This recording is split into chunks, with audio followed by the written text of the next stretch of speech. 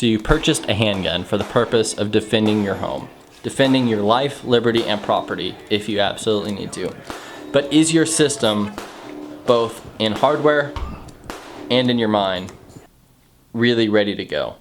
Let's look at my setup and kind of talk through some things that are absolutely necessary in order to use a handgun for home defense. Now, this is not a list of things that you absolutely have to have, but this is the system that I put together and a system that works very well. And you can use this information to build your own combination of both materials and philosophy to find a system that works best for your home and for your purposes. Now, one, do you need a handgun for home defense? What if you have a shotgun? What if you have an AR? What if you have something else? That's fine. You don't have to have a handgun. For me, I think that's the best possible option because I want something that's very maneuverable. Yeah, there are a lot of rifles that are pretty small or a lot of shotguns that are pretty small that are maneuverable, but a lot of rifles overpenetrate. A lot of shotguns are long, they're harder to maneuver, and they actually carry less ammunition than my handgun. So I have lots of different guns, but it's definitely a handgun that I rely on for defending my own home. So let's look at what I have. This is a Smith & Wesson M&P 40. What if you have a 45? What if you have a 9mm? What if you have a revolver in 38 Special? Is there any certain caliber that you have to have? No, there's not. I would say a caliber large enough to get the job done. And I would say that's anything from 9mm on up. I would be very nervous about defending my home with a 25 auto or even a 380. Can it be done? Sure. Are there instances where it's been done in the past? Absolutely. People have definitely defended themselves with a 9mm, with a 380, with a 25 auto. And keep in mind that we're not talking about carry guns. We're talking about home defense guns. We're talking about guns that primarily stay in the home and stay ready to go. Now, something like a 380 may be a comfortable option for concealed carry, but if I'm at home where concealing the handgun is not really an issue and carrying the handgun's not an issue at all, then I want more firepower. And so that's why I went with this Smith & Wesson M&P 40. The M&P design is very proven, it runs well, it's a reliable handgun, and 40 caliber is a very effective round. I know currently the FBI is moving away from 40 caliber, but that's not because it's ineffective. It's because it's a higher power round that puts maybe slightly more wear and tear on the guns, and it has a little bit more recoil than 9mm. So if you can shoot a 40 well, then 40 is a great option. If you can shoot a 9 well, 9 is a great option. If you can shoot 45 well, still a great option. There is no right or wrong caliber. As far as the handgun itself, stick with something that you know is reliable. You want this to work. Maybe that means an old revolver, something that you know is going to work no matter what. That's fine. It needs to be something reliable. It doesn't have to be an M&P, doesn't have to be striker fired, it could be hammer fired. There are tons of different options, and that comes down to personal preference. But it needs to be reliable. Ammunition. Hollow points. Doesn't matter what type, as long as you know that they're accurate and reliable and effective. There are tons of different hollow points out there. I typically carry Hornadys, but I like Winchesters, I like Federals. There are lots of good ones out there. So as long as you've got a handgun round that's a hollow point that you know is effective, meaning you have actually taken it to the range and you know that it works in your gun reliably, that it's accurate, and that you as a shooter can use it reliably, then it's going to be a good choice for home defense. Like I said, brand, all that doesn't matter, but something that you've tested and that you know is reliable and accurate. Now, a lot of times when I do gun reviews and stuff like that, I show you an unloaded gun on the table just to demonstrate proper gun safety. But when I'm showing you a home defense gun on the table, I'm showing you a loaded gun. I'm showing you a gun that's condition 1, loaded magazine, loaded chamber, it is ready to go. Because that is how I believe every home defense gun should be set up. A lot of people say, well, if something happens, I'll definitely have time to rack the slide. Well, yeah, you probably will. but not necessarily. There are a lot of gunfights that only last a matter of seconds. Most importantly, that's one more thing that you have to think about. One more mechanical thing that you have to do that's in the way of you being ready. One more step between having a gun that's prepared to defend my life and having a gun that's just useless weight. So I would say keep your gun condition 1 ready to go. And for me, any gun that's in that condition, that has a round in the chamber, and that has a loaded magazine, never sits out with its trigger exposed. I always keep it inside of something. Usually that means a holster. It doesn't really matter what purpose we're talking about. If it's a concealed carry gun, if it's an open carry gun, if it's loaded and ready to go, it's in a holster and that trigger's covered up. There are definitely some clever ways to disguise a gun almost in plain sight. But I would say your gun needs to be locked and loaded, but in something. Why do I have a big ass book about the Civil War? Well, I don't. There are lots of creative ways to store a gun and have it ready to go at any moment. But like I was saying, it should be locked and loaded. There should be a round in the chamber. And if it has a round in the chamber, well, your trigger needs to be covered up.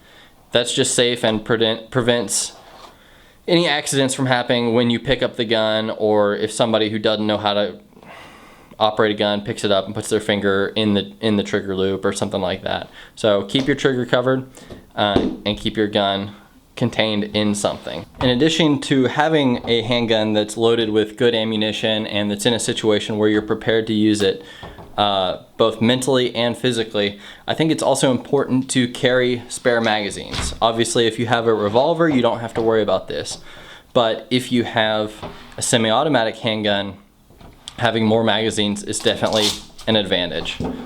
Not only because you might run out of ammo, which I hope to God I don't ever need more than 15 rounds. Primarily, it's because if there's some issue with a round in this magazine, it's far easier for me to just drop this magazine, not worry about it, and pick up another magazine,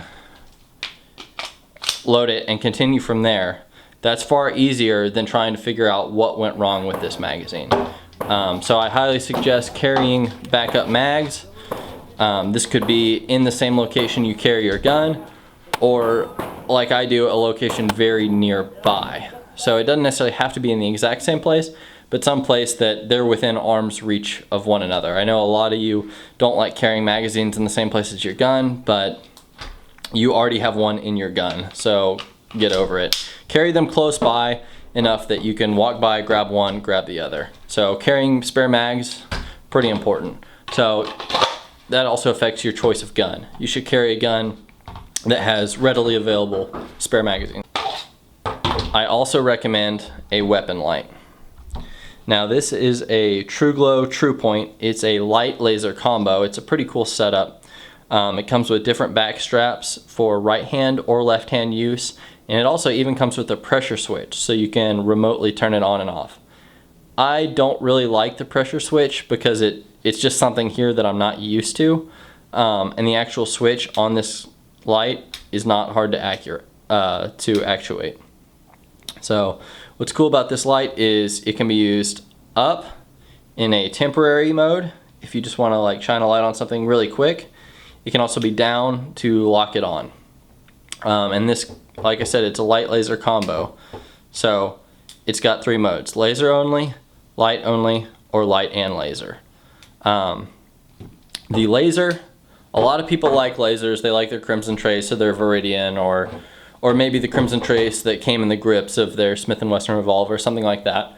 A laser is helpful, but I think a light on a handgun is actually more valuable than a laser. A light actually lets you see what you're shooting at. A laser only lets you see where you're shooting.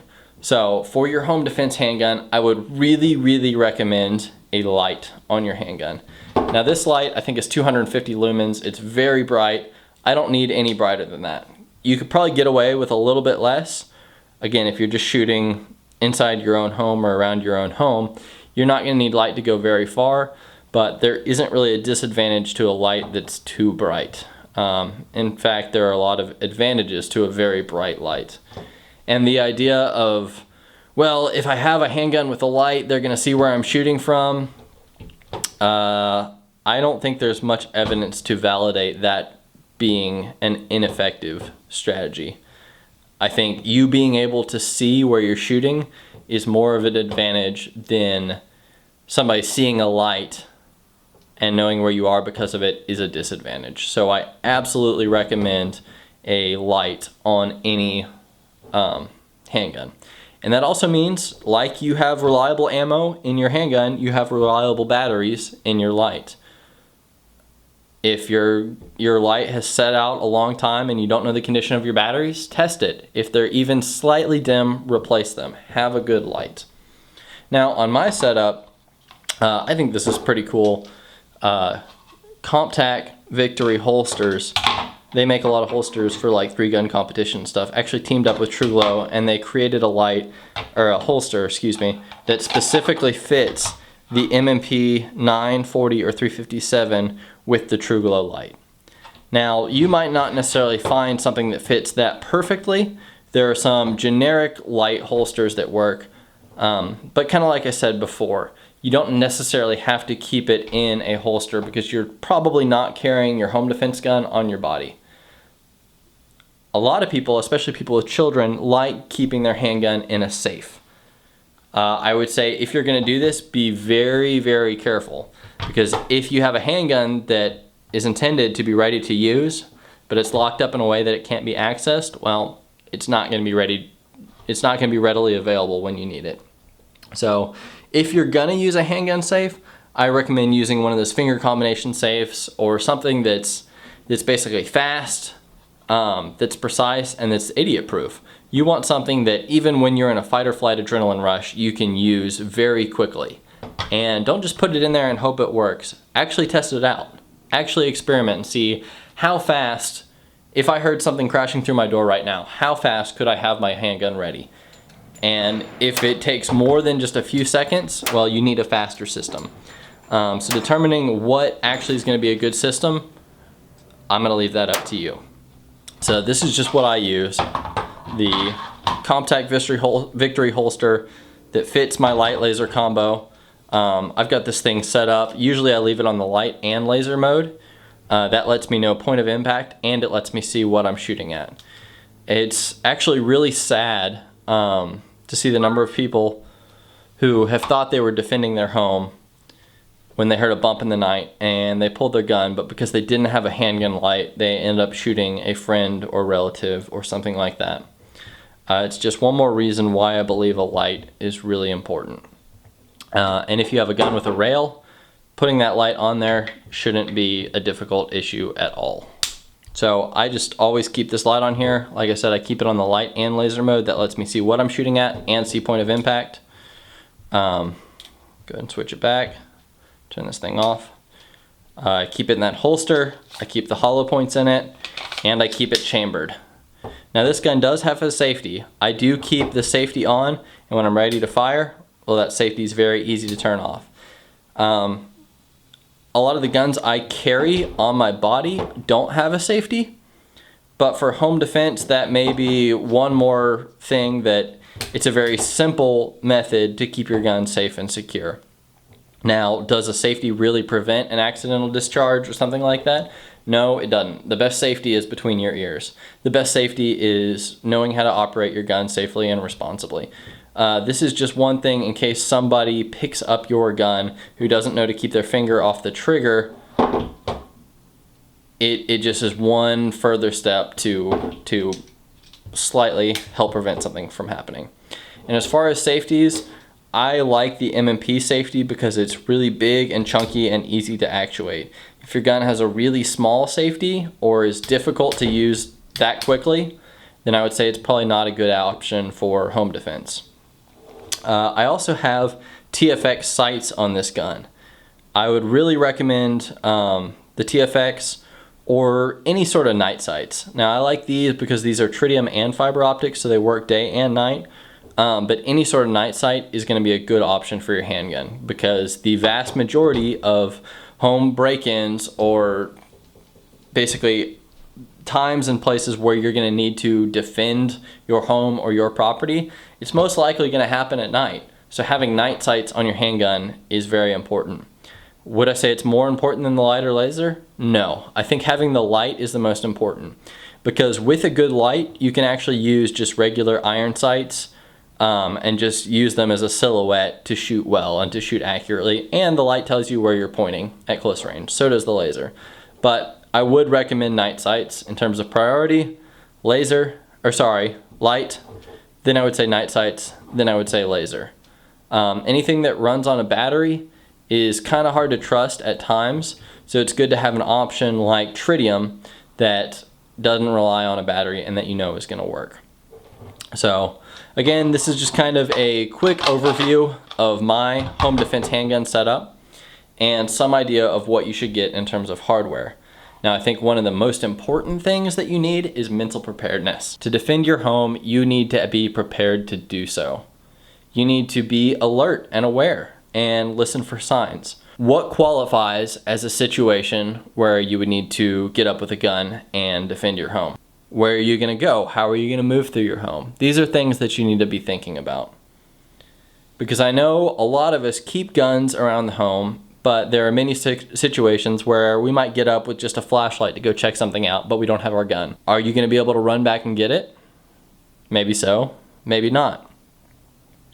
If somebody's breaking into your home, are you prepared to shoot them? That's a big question, because if you're not prepared to do that, then you probably shouldn't be running around with a gun. How are you going to distinguish somebody entering your home is a bad guy, is somebody you don't want in your home? Like I said, it's very sad how often somebody gets up with a gun to defend their home and it ends up being somebody that they don't intend to shoot that gets hit. Now, I'm not advocating any sort of gun restriction or anything like that. It's never the gun's fault. It's a fault of somebody who's not aware enough of what they're shooting at. So that's why I think things like a laser, things like knowing who's coming in and out of your home at what times are important. So I hope you found this advice helpful and that you can use kind of some examples here and some information I've provided to build your own defensive handgun setup to defend your home, to defend your life, liberty, and property, and those you love. So I'm really interested in hearing kind of more about your setup. So if you've got a setup that you feel works really well, please go ahead and comment below. Tell me about it. Or if you have any questions about, do I think a certain light's good, or do I think a certain handgun works well as a home defensive handgun, please go ahead and comment below as well. And let's talk about that, because being able to be safe and secure in your own home is a fundamental human right. And I want to help more people be able to do that. So until next time, stay safe, be free, and never stop seeking adventure.